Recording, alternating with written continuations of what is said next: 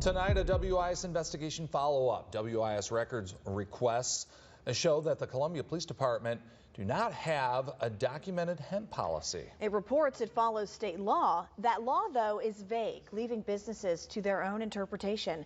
Chief Investigative Reporter Chris Joseph pressed CPD for answers.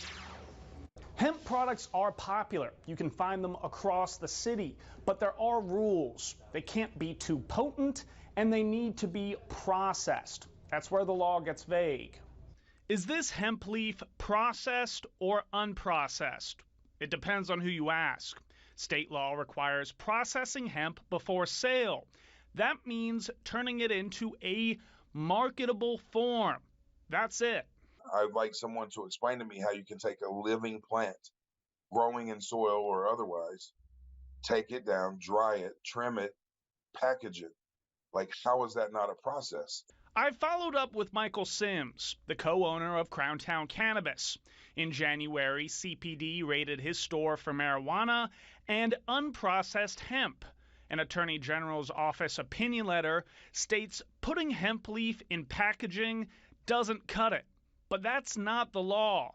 That opinion came at the request of SLED, which had agents at the Crowntown seizure.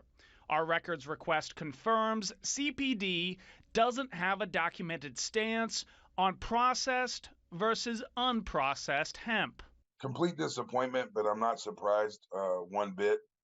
Depending on what part of South Carolina you go to, even within a city, not even just other cities, within one city, you see many different levels of enforcement, many different levels of interpretation of the law.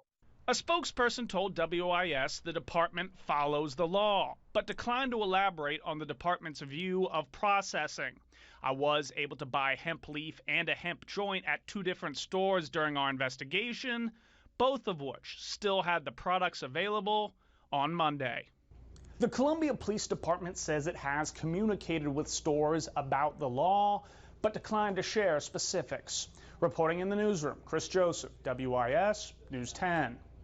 The president of the South Carolina Senate and the Speaker of the South Carolina House did not return a request for comment on the state's hemp law.